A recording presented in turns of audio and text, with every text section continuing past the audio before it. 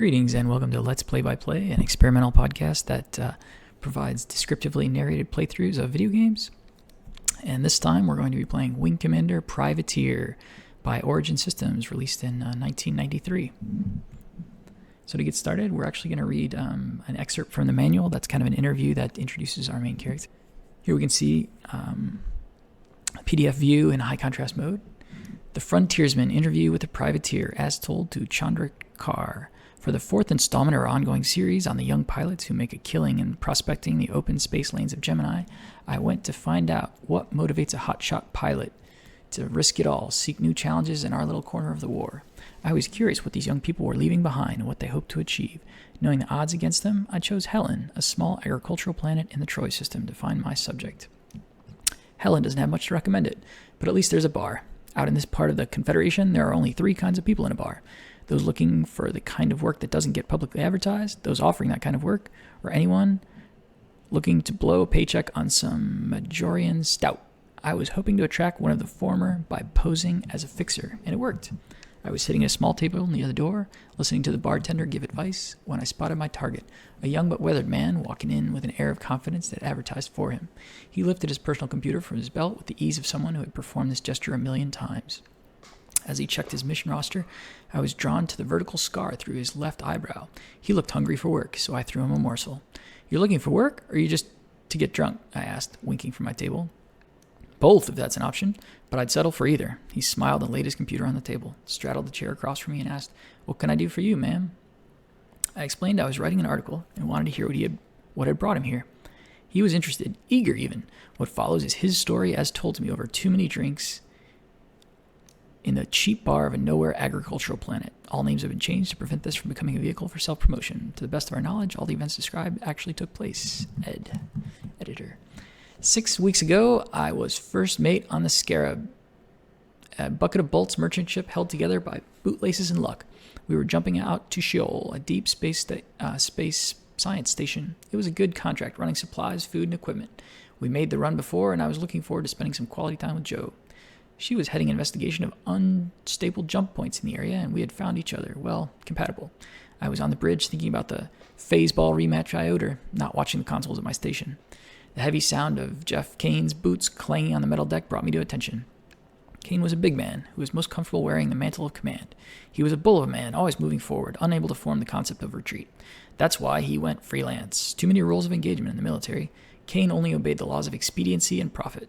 He had trained all 19 of us, forming pilots, gunners, and mechanics from the soft clay of street urchins and stowaways. We depended on him for leadership, and each of us owed him our life. Kane came in and stood heavily by a large bay window, turning his academy ring deliberately. "We'll be arriving soon," he said slowly, "and I want you to be on your toes. I don't feel good about this run." "Why so nervous, boss?" I asked. "You know something, or you just got a feeling?" "I don't know yet. Maybe it's nothing. I know the captains of the last Draymans to make this run. We were supposed to meet back on the Borda for a drink. I still haven't heard from either one of them. They're old pals from my Navy days. I really should have heard something by now. Maybe they just stood you up, boss. I hope you're right, but just in case, I want you on your toes and ready to get us the hell out of any trouble along the way. I don't think my friends stood me up. There haven't been any distress calls from the base. Could be business as usual, but we should probably expect the worst." He fidgeted with the console next to him, glancing nervously at the windows, and left. Images of Jolene attacked by a faceless enemy that I wasn't even sure existed plagued me for the remainder of the journey. The trip out was uneventful, except for Kane's nervousness. After several days, we jumped out to Shoal system. I was on the bridge. As the streams of light settled into a more familiar starfield, two gray talons raced towards us. I was edgy and damn near fired on them before realizing they were our escort. The huge and ungainly Scarab made her way to Shoal's main hangar, the talons moving beside her like remoras on a shark. The science outpost was made up of a series of hangars off a central hub that housed personal quarters and open office areas for data analysts. They primarily set out probes or small vessels in search of new jump points and asteroids, rich in mineral deposits, as well as smaller, more esoteric astrophysics work with no exploitable payoff for another generation or two. Because of their isolation, there was no one except the researchers, no personal service. The dingy Apocalypse bar was staffed by whomever was available, usually someone waiting for a probe to reach its target system or for an automated analysis to finish. Administration, repairs, and distribution of food, clothing, and equipment worked the same way. The only full-time position belonged to Lars Furstenberg, who was base captain. He was held accountable for anything that might go wrong and ignored when significant progress was made. Furstenberg was new. He had arrived less than 4 months ago, well after our last run, and seemed to still be in the midst of finding his footing among the staff and crew. Furstenberg greeted us in the sparse, unfinished hangar. "I have regret that I did not find you," he said, "to warn you of our uncomfortable situation. The last 2 supply ships were destroyed. First, one got blown up while leaving. Second, before it left a jump sphere on its way in system. But you had a pleasant trip, no? We will unload and then we will have a drink, yes? Thank you." Jeff Kane was livid. "How can you be so flippant? Who destroyed them?" He didn't even wait for an answer. "Those were my friends, sir. I'm sorry, but it seems to me that you have made a little more effort to reach us. You could have made a little more effort to reach us. Our itinerary was forwarded to you over a month ago, and we never deviated from it. You had a responsibility to warn us." "I will not argue with you. I too mourn the loss of your colleagues, but my responsibility is to the people of this base. It could not be allowed that you not come for fear of being attacked. We have been too long without fresh provisions. We have much work to do. Meet me in my office in 5 minutes, yes? We can use your know-how to analyze the base security. We do not know who these brigands are, but we need to protect ourselves and find out if possible." He started to head up to his office, turned and said, "I'm sorry to gamble with your life, but it is only way to get you here." I don't believe Kane was any more satisfied with that answer than I was. The inhabitants of Sheol moved swiftly and efficiently to unload the supplies we'd brought. I assigned a few of our own men to security to keep an eye on our goods as they were unloaded, but I now saw that it was unnecessary. The men and women unloading the cargo were careful, organized, and visibly relieved that we had arrived. Only one of my security men was having any problem at all. He was being badgered by a woman whose voice echoed through the hangar. "What's your name, sir?" she asked.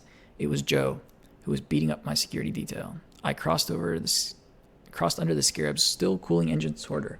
"Hank," the man stammered. "Hank Slater." Security personnel weren't used to answering questions. "And Mr. Slater, just why in the Sam hell are you standing around carrying nothing but that stupid sidearm when we got work to do?" "Well, ma'am, my boss says there might be looting, and he says..."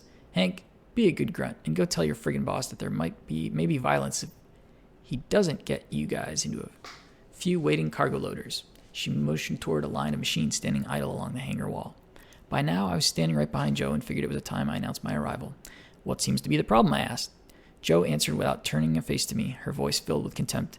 "The problem," she said, "is that this big ape's boss won't let him do an ounce of real work. You must mean me."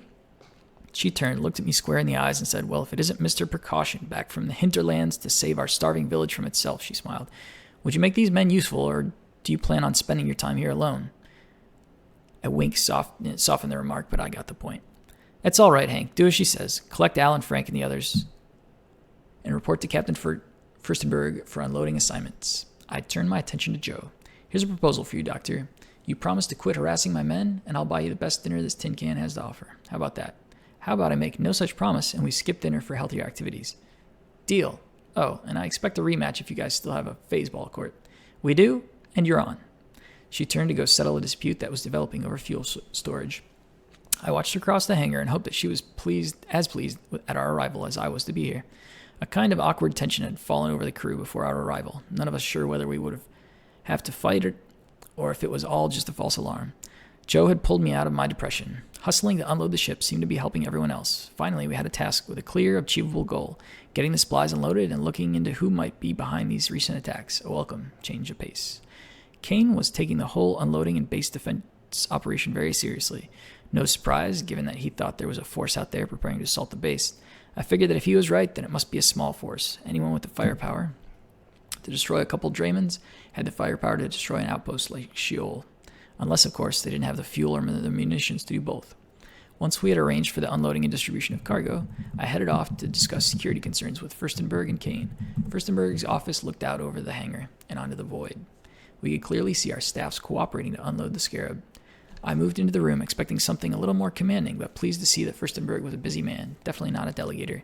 He had both a desk and a small conference table, the latter cluttered with chits and tablets that made it clear he only used his desk occasionally, probably not enough surface area to hold the clutter of the current projects and files. The two captains were already deep in discussion when I arrived, and a small hologram of the base flickering between them. As I entered, Furstenberg began shuffling through the mountains of correspondence on the conference table. "There is on this table a message that did come from you a couple days ago," he said. "I was surprised to hear this. Who would send me a message? Everyone knew I was here. Joe, Kane, and the Scarab's crew.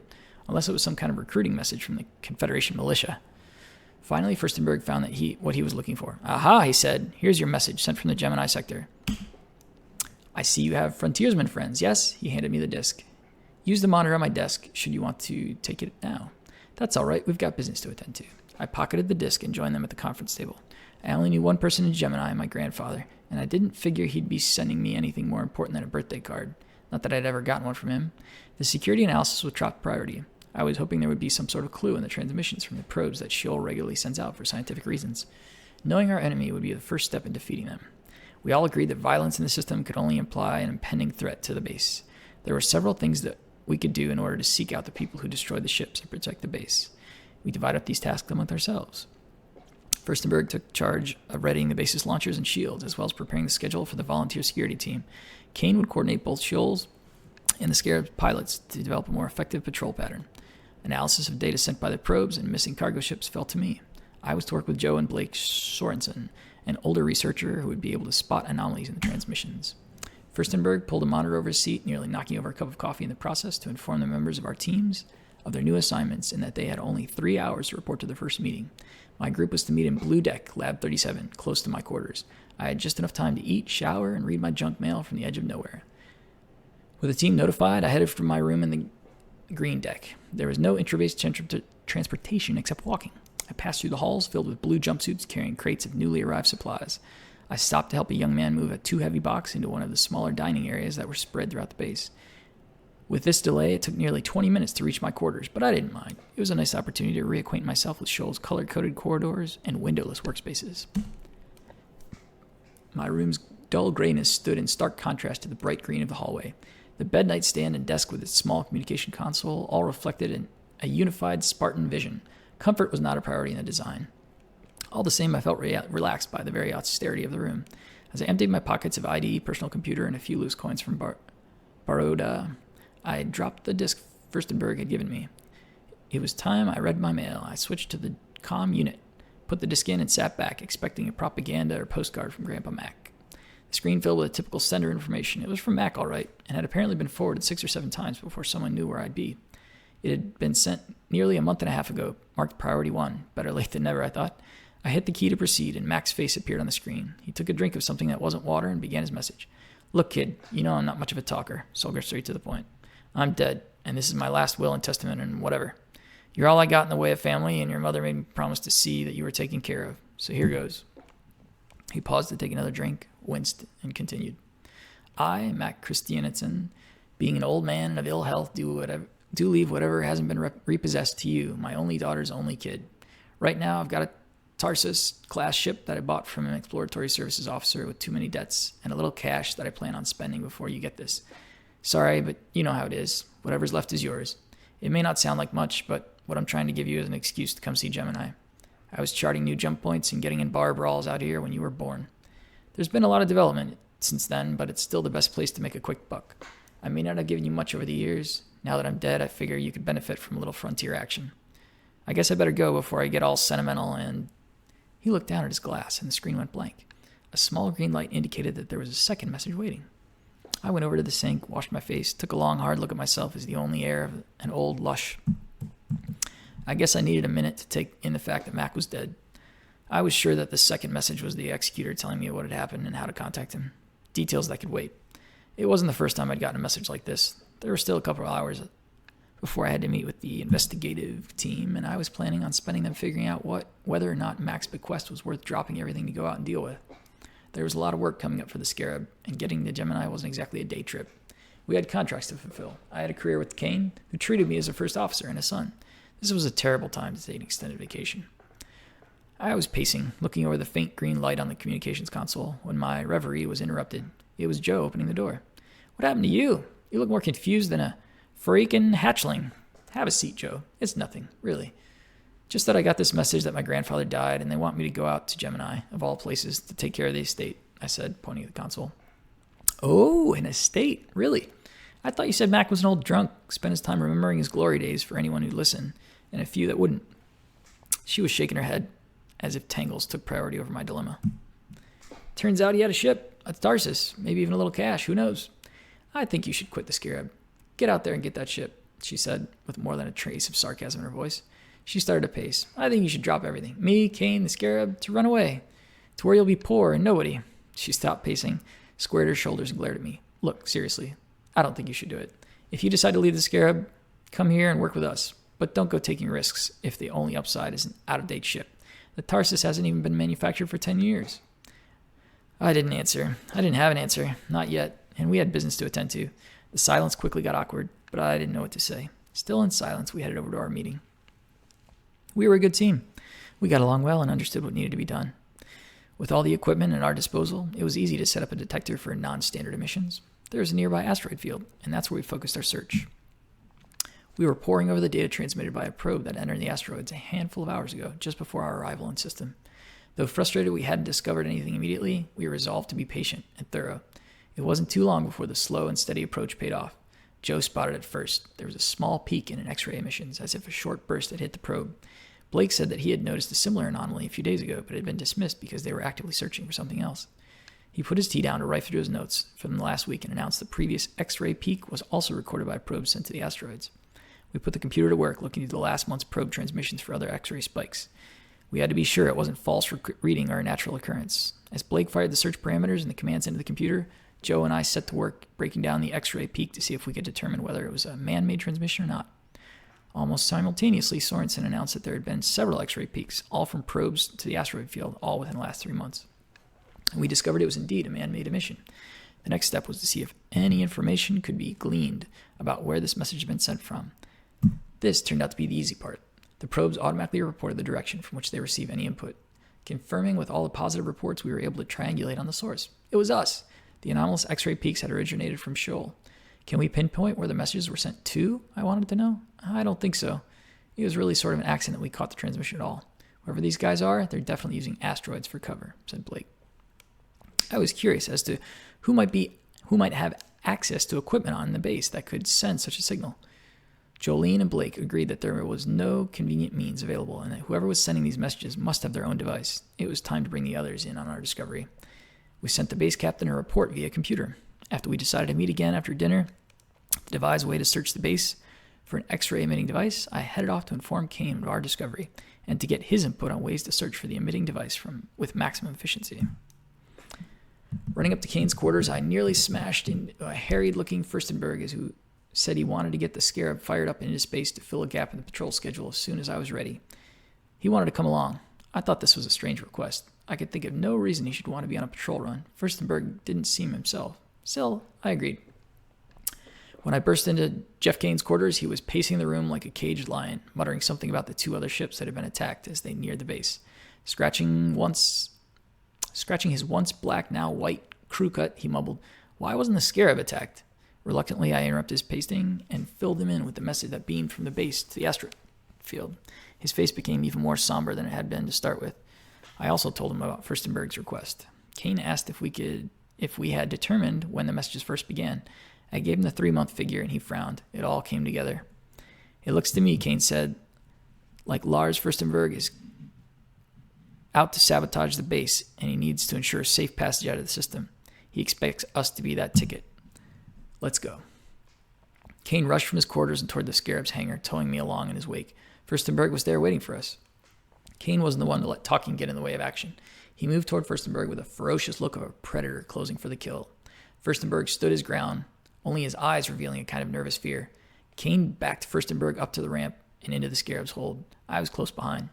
"When is it coming?" Kane roared. "When are your people going to attack the base?" Furstenberg answered by pulling a blaster from beneath his coat with faster reflexes than I'd given him credit for. He spoke slowly, steadying his nerves. "It does not matter. There's no way this evil font of technology can survive our onslaught. You will pilot me off base. Now! Your lives may be spared despite your high-tech alliances." Despite the obvious danger, Kane hadn't stopped moving toward him. Behind my captain's advancing bulk, I was able to draw my gun, the old-fashioned laser that worked well on flesh without damaging the bulkhead. I dove to the side, firing past Kane on my way to the ground. A burst of brilliant red light sliced into the base commander. Base commander turned retro. Kane looked down on me. Have decked him, son. No need to get dramatic. We had no idea how much time we had remaining before the assault. All we could do was get us out and try to stop the attackers before they reached the base. I headed for the bridge as Kane went to assemble a skeleton crew. I had all engines ready for launch when I heard the hatch close and the pounding of gunners' feet on the metal floors as they headed for the battle stations. I didn't wait for clearance to launch. The Scarab was ready, and we were likely the base's only defense. It seemed that Furstenberg had disabled the base's automatic defense systems. Out in the void, we turned toward the asteroids. White Talons, retro ships for sure, emerged from their hiding places and headed to intercept. The Church of Man was continuing its campaign against all things technological, and we were its next target. Kane took the helm as I headed for a vacant turret. It wasn't long before we were amongst them. The all-seeing eye of their agrarian deity emblazoned on their fighters. These were the maniacs, unafraid of death, willing to ram you, destroying your ship, even if it cost them theirs. From the turret, I could see the flames erupt from our hull, a quick burst of plasma destroying the enemy. That reduced the odds to 5 against 1. Then my radar went red. I thought it was a glitch. There was a swarm heading past us straight for the base. We'd been suckered into a trap, separated from the base the way the wolves separate from a calf from its mother. Before I could get a lock on any of the ships, I was slammed against the inside turret. We were out of control, spinning without purpose. I unstrapped myself, clambered from the turret, and headed for the bridge. When I got there, I stopped short. The bridge was filled with smoke and debris, red warning lights flashing in the half-light, cables hanging lifelessly from the ceiling where a panel had fallen and crushed Kane. There was nothing we could do for him. There wasn't much we could do at all but fight for our lives. I assumed command, sent most of the crew back to their guns, and the rest to restoring our maneuverability. This was too big a job for our one repair droid. Outside, 3 Talons still circled us, 2 of them damaged. I knew that, given our condition, we couldn't do much to them, but there had to be something. Switching power from guns to shields, I resolved to use the ship's bulk as our defense. It didn't take long for a retro to make the mistake of flying directly in front of us. I engaged afterburners and set the Scarab's weighty prow through the tiny ship. I had the comm lines open and shouted orders into the air. I'm taking the shields down. Hank and Johansson use the extra power to blast those freaks. Everyone else, hold your fire. On my mark. Now! Johansson destroyed his target, but Hank only managed to clip his. Its shields were down, but there was no hull damage. The quick Talon turned to approach us from behind. Textbook, I thought. I hit dead stop, freezing our position. He blew past, and Hank nailed him with a torpedo. We were in the clear for now, but Sheol was dying. Lights blinked out all along its hull as its power was cut. We could see they had been boarded. White Talons stood out against Sheol's dark hull, and the guns projecting in the main hangars sat lifelessly by as the enemy ships were docked. All I could think of was Jo fighting for her life against those bark-eating, anti-urban, anti-stellar, neo-pagan, hypocritical, knowledge-destroying fanatics. I went red, trying to turn the Scarab to rescue her. They had to pry me from the controls. Sheol was a loss, and we weren't doing much better. By the time we had jumped back to a civilized world, I was numb with grief, and Jo was certainly dead. We had buried Kane in space during the trip, and the Scarab had received much more damage than we had the finances to repair. We sold the ship for scrap and divided the cash. Some of the crew stayed together, hoping to find financial backing. Some went back to faraway families left waiting months ago. I had no choice.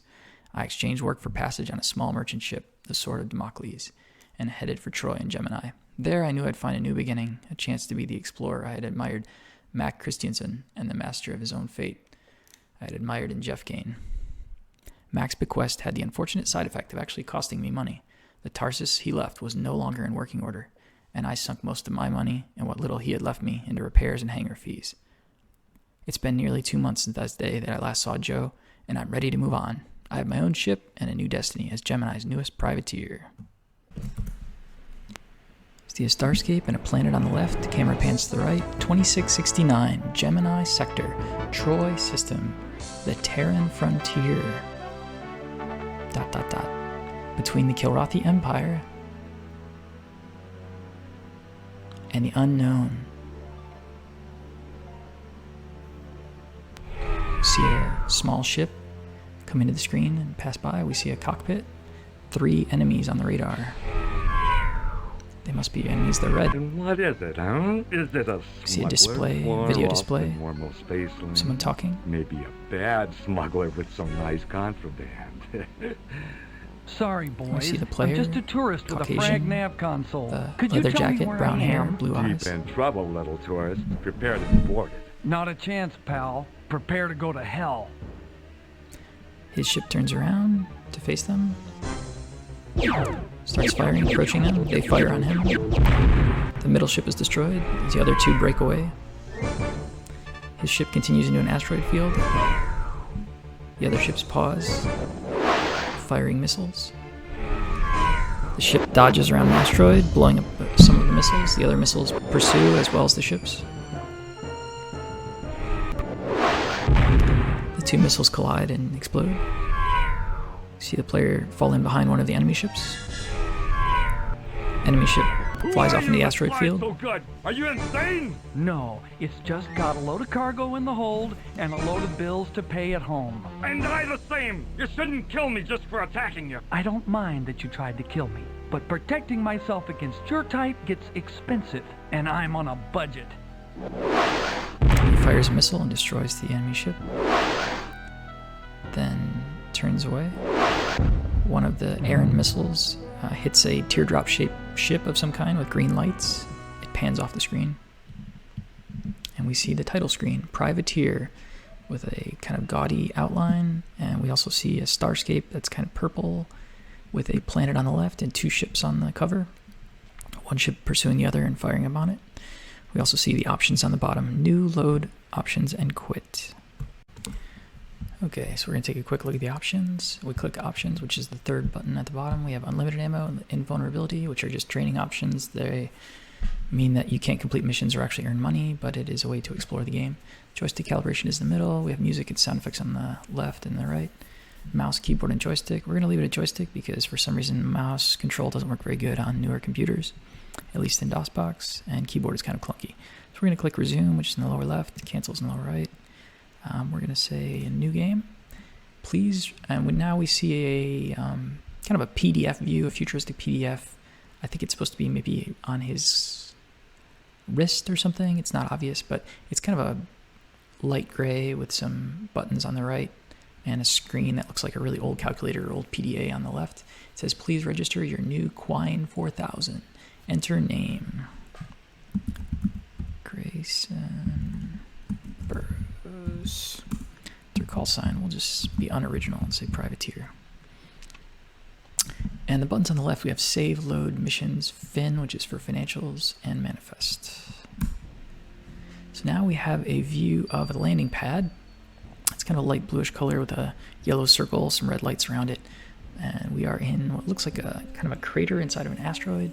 There's a ship flying overhead briefly. We see some kind of panning lights, radar dish or something. And our ship is rather small looking. It's called a Tarsus. It looks a bit like a angular box with some tubes mounted on the sides. Very simple landing gear. On the left, we've got a doorway, but it doesn't seem to go anywhere. On the right, we have a doorway that says main concourse. When we hover the mouse arrow crosshairs over it, we're going to go to the main concourse. Okay, now we see a long hallway, kind of plain looking. Looks like it's a kind of a cave system or a tunnel system that's been dug out of an asteroid. We have kind of a hexagonal floor pattern. We also see a kind of a supply truck driving by. And then we have a ship dealer kind of in the center of the screen. And to the left, in the upper area, we have Merchants Guild. Upper right, Mercenaries Guild. Below the Merchants Guild, we have a bar and a commodity exchange. So real quick, we're just going to go to the bar. We see some people sitting on folding chairs, some very simple tables, very rustic look. All the people seem to be dressed in jumpsuits, which seems appropriate for an asteroid, including the bartender. Behind him, we see a sign that says beer. It looks like he's holding a tap. So we're going to highlight him, talk to bartender. Welcome to the newest boomtown of the Gemini sector. We got a hold of a dozen of those new sediment imaging satellites, and it's made all the difference in the world. SIS has revealed deposits of tungsten, iron, and radioactive ores we never would have found. Business couldn't be better, pal. You came at a good time. Good to know. So behind him, we saw like some bottles and things. Above him, we see like a vent and just the top of the bar, as well as a kind of a cavern ceiling in this particular bar. But we're going to exit. So we also have commodity exchange, which he just mentioned. So we can see iron here. It costs 34. It's cheaper here since it's an asteroid. So we could buy a lot here and then sell at the other place. So I think that's what we're going to do. But first, we only have 2,000 credits. We're going to see if we can maybe get some more of those. So we're going to exit the commodity exchange, which just had a kind of buy and sell screen, as well as just an image of crates and different supplies lying on the floor. It's got some arrows. We can change the different options. We see gems, uranium, plutonium. We're going to exit that, go to the ship dealer real quick. We can see 3 ship options to buy that are different than what we have. We have a Centurion, Orion, which I guess is kind of a middle of the road, and a Galaxy, which is more for cargo, and a Centurion for combat. We also have a repair and upgrade doorway. Looks like we have someone in the middle trying to sell a small figure pointing at different ships. But we're going to click repair and upgrade. Now we see our ship a little more up close. We see the tubes have a little more definition. We can also see what's mounted on our ship and what's not. We have a laser option to buy, mass driver, particle cannon, neutron gun, tachyon cannon, ionic pulse cannon, plasma gun, missile launcher, torpedo launcher, and so on. But right now, we're going to start out, since we only have 2,000 credits, by selling our missile launcher, which will give us 7,500 credits. Now we're up to almost 10,000 credits. We don't have much else, just a shield generator, some basic armor. So first of all, we're going to want to run away very quickly. So we're going to go to buy. See if we can buy ourselves an afterburner.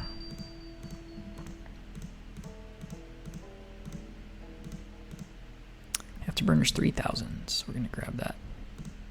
Now we have 6,500. We don't really have any missiles, but I think we should probably get some better cannons. But let's see if we can afford an expansion. No way we can afford. Oh wait, we could get a cargo expansion. It's quite expensive though at 5,000. We're gonna just give it a try and see what happens. Thank you. No, thank you. Now we have $1,500. Let's see. I think now might be a good time to just buy as much supplies as we can. We're not going to leave this system, so we don't need to buy star charts, but those are an option too. Okay, so the Merchants Guild, we're just going to head up there to take a look around. There's a man sitting at a very posh looking desk, maybe a little bit overweight with a mustache, chewing a cigar. Hi, how are you? I'd like to invite you to join our guild. We broker for the most reputable clients. That means we guarantee your work and your compensation. The Merchants Guild primarily schedules cargo runs, but we also place big bounties on pilots that attack our own members. It will only cost you 1,000 credits to join our ranks. How about it? That's tempting, but I think we're going to wait till we see what we can afford. Friend. Yeah, well, we'll see. I'll probably be back. Alright, so take a quick look at the Mercenaries Guild. We see a woman sitting at a more militaristic looking dark gray desk in a dark gray room. We see some kind of digital poster on the left displaying different things. Call Me I'm Lonely, Love, Dad, Saddam Hussein, Who's Your Buddy, shows a gun, other pictures of guns. So we're going to click on the receptionist. Everyone knows that the Mercenaries Guild is the place to be. We guarantee the best missions and the best pay. However, I regret to inform you that our records indicate that you lack the 5,000 credits required to join the guild. Come back and see me when you can afford our services. Okay, good to know. But I don't think we're going to try and do mercenary this time anyway. We're going to back to the commodity exchange. Take a look at what we can buy. Uranium is very expensive, but I wonder how much it will sell for at the other planet. So we're just going to take a break here. So we're going to try buying some tungsten, as much as we can anyway, until we run out of money or cargo space. Sufficient credit, okay. And we'll buy a little bit of iron with what we have left. Okay, we have literally spent all of our money. I'm just going to check the bar while we're here. Look, you better steer clear of New Detroit for a while. Both INSIS and the Confed are looking for a guy named Sandoval. He's gotten into something real big, some kind of alien trouble. Anyway, there's probably a lot of money to be made at New Detroit right now. But if I were you, I'd steer clear. Better poor than dead, eh? Yeah, and I need money anyway. Alright, so we're going to go to the mission computer before we take off. See if we can find some missions that we can do. Maybe a patrol. Cargo mission. Pick up a load of tungsten and deliver it to the junction system. Oh, we don't have a jump drive. Bounty mission. No, thank you. Patrol mission. Cerberus Shipping wants you to patrol 5 nav points in the Troy and strike any pirate ships encountered. This pays 7,000. That's nice, but I don't think I really have what it takes to take on pirates. Defend base. Don't have that. Patrol mission. Patrol. Insurgent activity from the Kilrathi likely. Okay, but I might not have to fight them, but we'll give it a shot. Let's just see what happens. Accept. Exit. And back to the landing pad. Just click...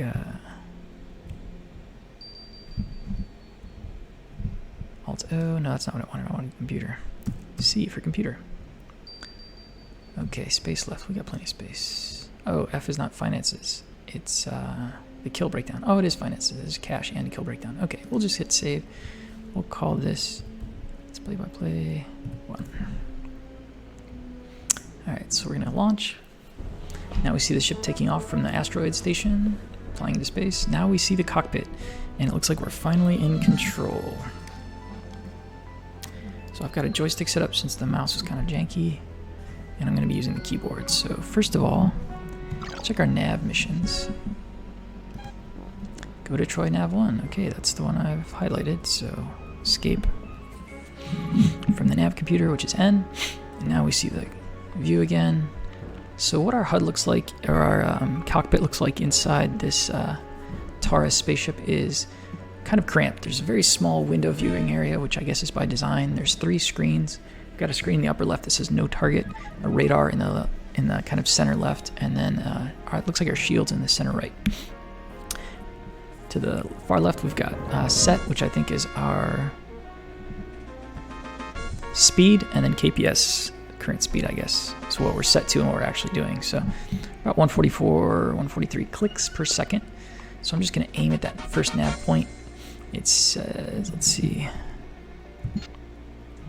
Okay, so pressing D, I see the destination in my upper left screen. It says System Troy, destination jump to Pyranus. We're not going to actually jump. 74,000 meters. Okay, so that's going to be a while, but it says we can auto. So we're going to auto there, autopilot by pressing A. Looks like E is fuel. We've got plenty of that, but we're not going to be doing any jumps, so that should be fine. Now we see an exterior view of the ship as the camera pans to the right, following the ship. Prepare to be searched. Maintain speed Militia. and force. No see. contraband detected. You may proceed. Man with a helmet is obviously the militia, but looks like we're not quite there yet. If I check the nav map, yeah, we're not quite there. I'm gonna press escape to get out of the nav map. Okay, we're about 10,000 away, so we're gonna afterburner there. It uses our energy.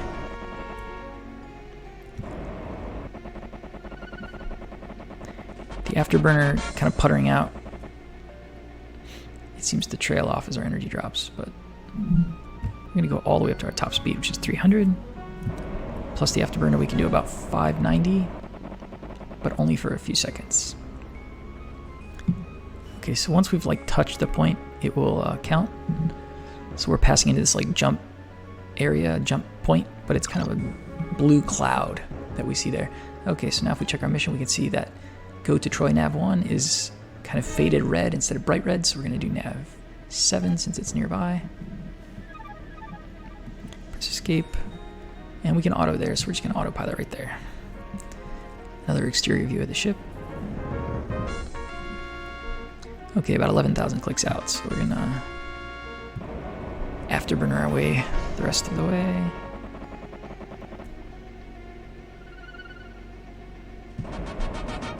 Just to cut down on the time. About 5,000 clicks.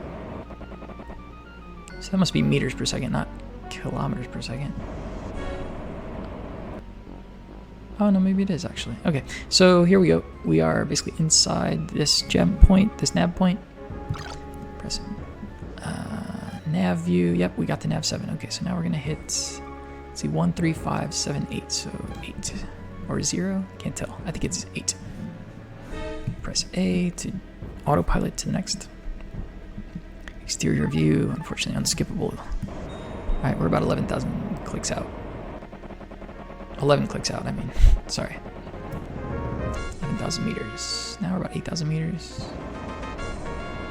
7,000 meters. So as we're flying through space, there's lots of like little, it seems just like dust or particles that are kind of floating by, animated as if they're tumbling. And we've also got some just like static stars in the background. As we move around, we see those stars rotate with the view. Oh, we can see some dots showing like an outline of a Another craft. It says it's a Talon, but I don't think we want to mess with that. So we're going to head back to aiming at our nav point. And it looks like we finally touched it. So, yep, just to confirm we're good there. So we're going to go to nav 5 next. And hopefully we can auto. Let's see. Yep, we can. So it must not be a hostile ship. If it's hostile, they won't let us jump. Or autopilot. Okay, destination is 11,000. Militia here. Stick to your flight path. Okay. 7,000. This game can be kind of grindy. Okay, so just describing the cockpit a bit more. There's kind of a light in the upper right corner. Red light. Doesn't seem to do much, but just adds some nice decorative flair. There's several keyboards and all kinds of knobs and switches, but they never seem to animate. When there is ship damage, though, we do see them kind of explode or reflect damage. Okay, we hit that nav point. One more nav point to go. Nav 3.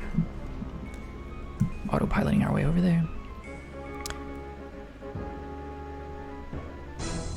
Oh, music has changed. That means there must be trouble. The jump to Pander Stars, about 10,000 meters away.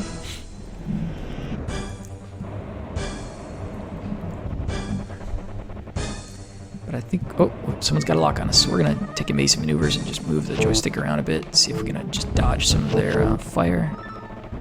I don't really have a good...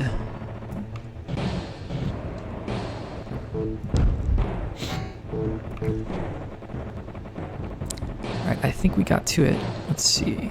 Let's check the nav computer before we go. Yeah, we got it. So now we're going to go to our next destination. And this is not the mining, but the agricultural Helen. So to get there, we're probably going to have to drop our shields so that we can afterburn our way, hopefully without getting blown up. So with our shields down, our afterburner can keep going, which makes us go about 560 now. Oh, looks like they're still shooting at me though. Or maybe they got into a fight with the militia, I don't know. So we're about 112,000 meters out, so 111 clicks. And I think we can auto soon.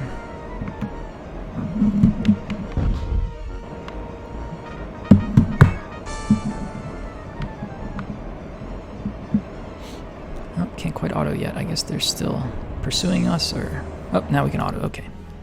So we have successfully dodged the pirates, or retros.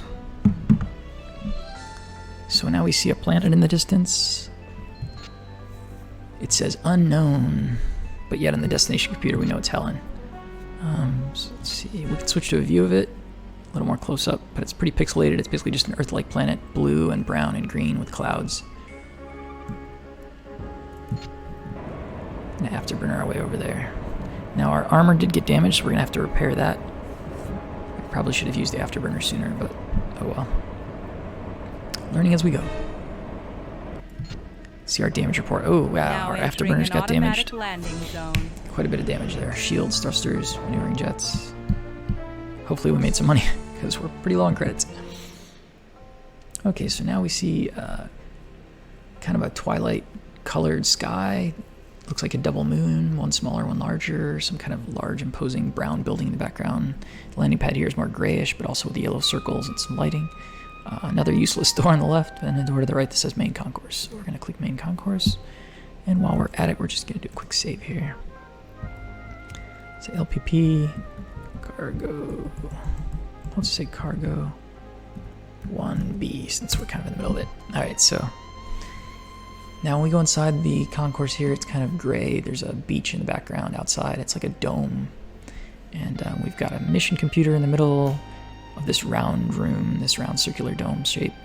There's 2 levels. On the upper level, we've got a bar in the upper left, Merchant's Guild in the upper center, ship dealer lower left, landing pad centered lower, and commodity exchange to the right. So I think we're going to commodity exchange and see what we can sell.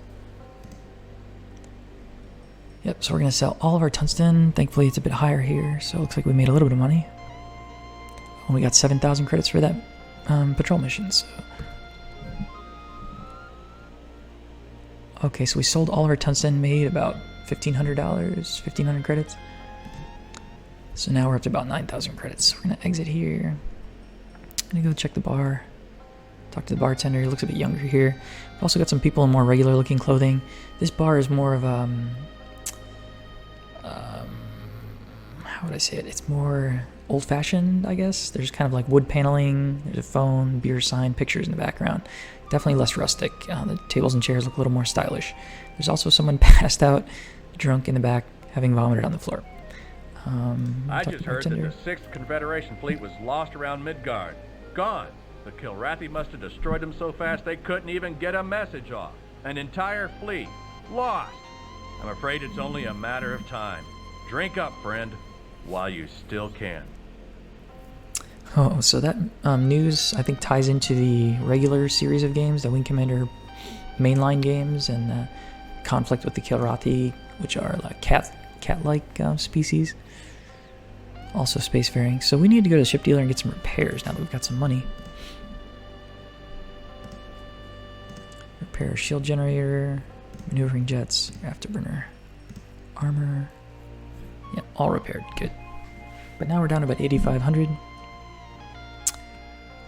So let's see what else we can do here. It's probably a good time to upgrade maybe our engines.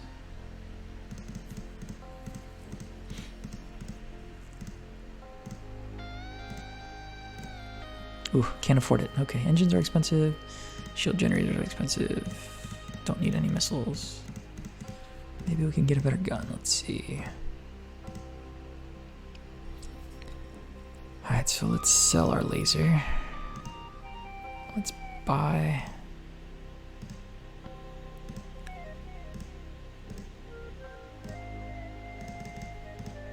a mass driver. About 1,500. We shouldn't need any software yet, so take a look at the mission computer and the commodity exchange. So here, the food should be cheaper. We should be able to get some luxury foods. Yeah, let's buy as much luxury food as we can. Ooh, I guess we bought it all. Okay, grain. Yeah, we'll take some grain too. Buy all the grain. Generic foods. We'll buy all the generic foods. We'll buy a pet. Oh, no room on ship. Okay. Liquor. That might be a contraband. Let's give it a try. Oh, no room on ship. Alright, so ship dealer. Let's take a look at the mission computer, see what we can find. Cargo mission. Pollux system. We don't have a jump drive. Can't do that. Patrol mission. Serve. Seeks adventurous pilots at 3 nav points. Rykel. They're not in Rykel. Destruction retro vessel. Can't do that. Bounty. Cargo. New Detroit. Nope, not yet. Okay, so there's no missions for us here. Take a quick peek, see if it were random. Cargo. Patrol. Nope, these are the same. Okay. So then we're just gonna head back. While we're at it, we'll say cargo 2.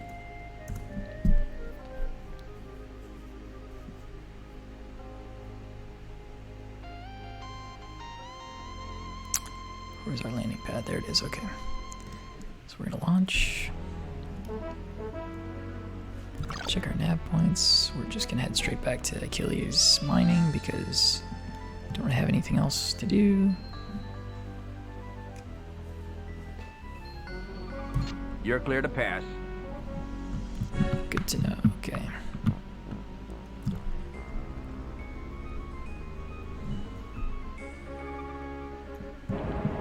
Okay.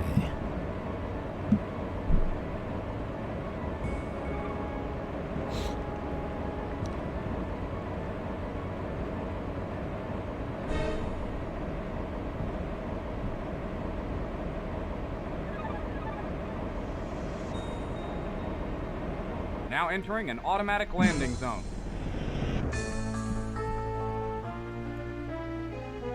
Okay, we see the landing animation as the ship flies toward the asteroid. Okay, here we are, back home on Achilles. So we'll go to the commodity exchange, sell, and sell our foods.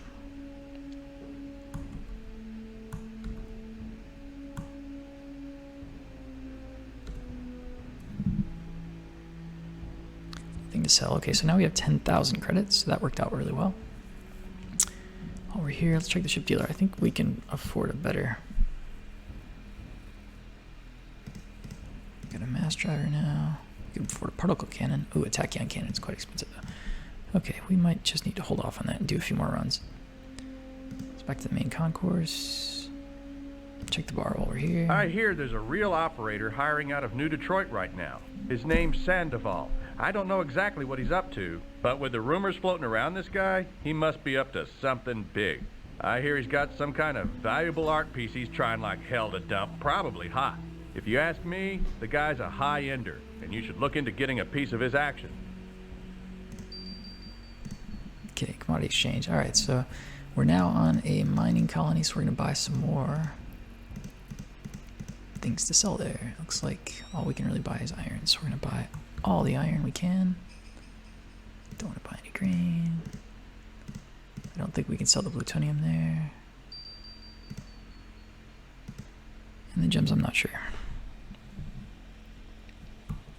Okay, so we're gonna get some gems here.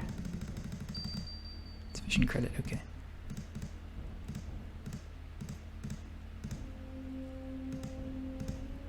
And that looks like it. Okay, so exit. Ooh, check the mission computer, definitely. Okay.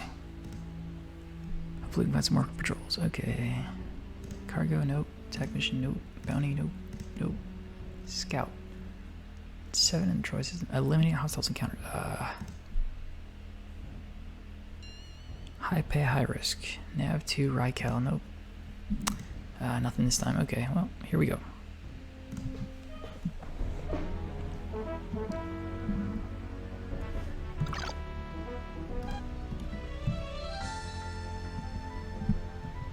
Off to the Helen agricultural planet.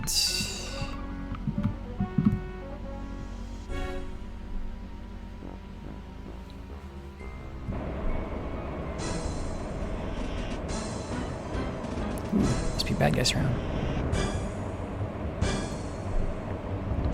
That's okay, we can after. Ooh, might need to take some evasive action here. Ooh, my armor, no, my precious armor. You're nailed, pal. Yeah, you're nailed, pal. Ooh, getting really Now busted up here. entering an automatic landing zone. Looks like we might just barely make it. Okay, whew, that was close. Might have to get some better tools to attack with. Okay, so let's sell our commodities first.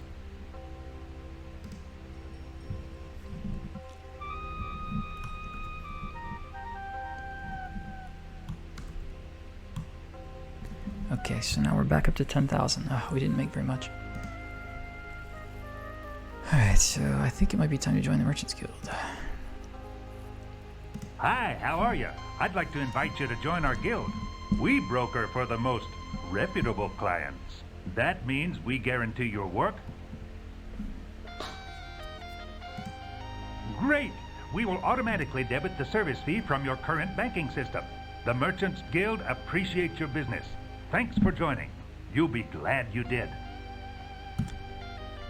Okay. Yeah, just 1,000. Okay, so on the financial screen, in addition to our cash, we have the kill breakdown. There's different categories: merchants, hunters, confed, Kilrathi, militia, pirate, retro. So merchants are like me, people just trading.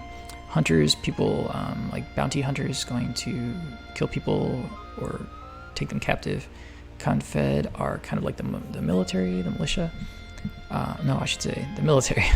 Kilrathi are the cat-like aliens from the main series of games. Militia, not sure exactly what they do. They're also kind of a military force, maybe more independent. Pirates, of course, seek booty and steal from anyone they can. And retros hate technology, yet they fly and kill those who use technology. Alright, so I'm going to power off and just do a quick view of the options on the merchant computer now. So we're going to activate the computer, which looks like a clear pane of glass on the desk of the Merchant Guild. Scanning. Thank you for joining Merchants Guild. Please select the mission discs. We have 4 discs here, like CDs and cases. Bounty mission 1 of 4. Bounty hunter needed for termination of pilot. Well, that doesn't sound like much of a merchant mission. Cargo mission temporarily opening for pilot in the ND-57 system. Not in the ND system. We're only in Troy. Cargo mission. Oxford. Nope. Don't have a jump jet yet. Cargo mission. Pick up fly for cash. Luxury foods. Pick up in the Padre system. So this won't really help us, but maybe it will guarantee payment for now. So let's check the mission computer. Patrol. Hector needs a mercenary to patrol 5 designated nav points. Willing to pay 7,000. Clandestine pirate activity reported. So it kind of implies that as a mercenary they want us to take him out. Public notice. Patrol duty available. Intermittent pirate encroachment. Cargo mission. That's a different system. Another cargo. New Detroit. Okay, that's not gonna work. Attack. Troy system. Big bucks for dedicated professional. Looks like we might have to take some attack missions. Alright, so ship dealer, we're gonna do some repairs. Ooh, that was very expensive damage. Maneuvering jets, afterburner. Whew, they're just killing me here. Okay, I think we need to sell this armor.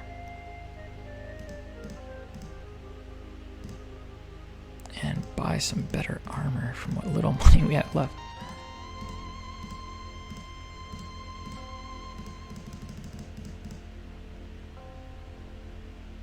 Wow, very expensive here. Okay.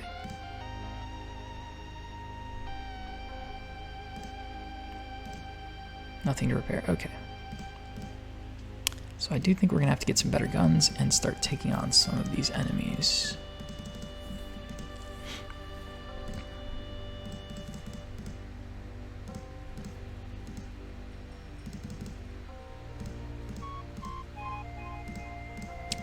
What's the best gun we can buy? We can buy a neutron gun. But I think we might want to just stick with a Mason blaster. Or a simple laser.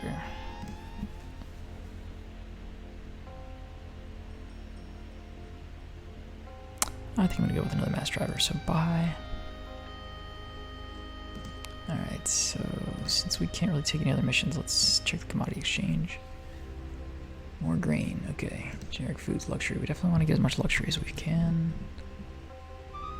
Grains, pets, generic foods, grain. Okay. No more room. Okay, so we bought all we can. I think we're gonna have to take a destructive mission here, so let's do a quick save.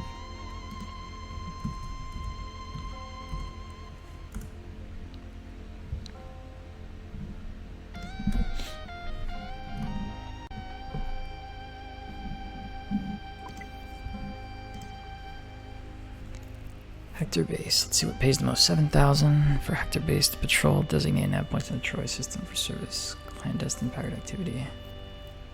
So let's see if maybe we can just patrol this and not actually destroy them.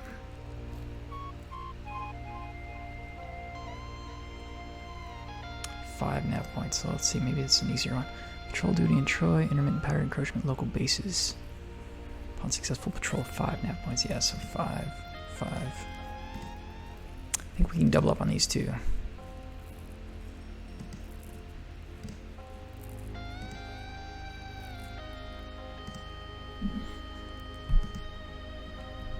But we might wish we had a missile launcher. Don't know if we even have a slot for a missile launcher. And we definitely don't have the credits.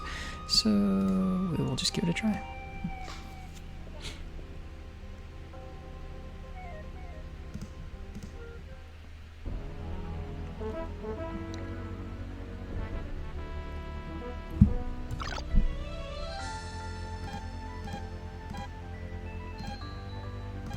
Oh, it would only let us take one of them.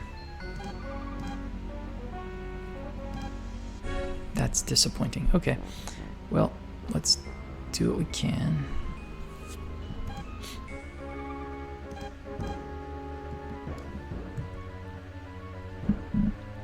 Now we're going to equip our guns by pressing G.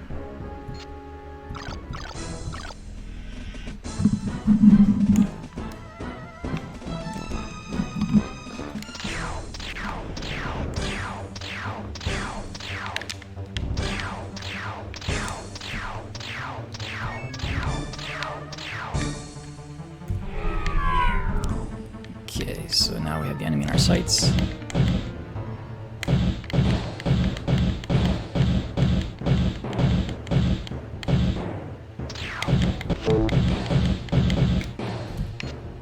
Change our view to see what they look like. It's a Talon ship.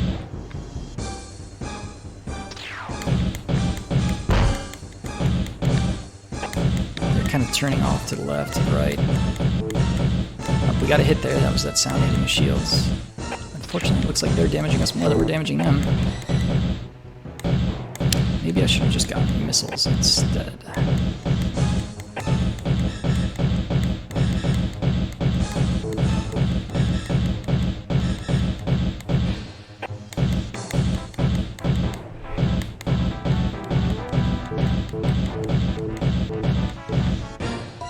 To be doing much damage here. Alright, we're going to change strategies here and run away.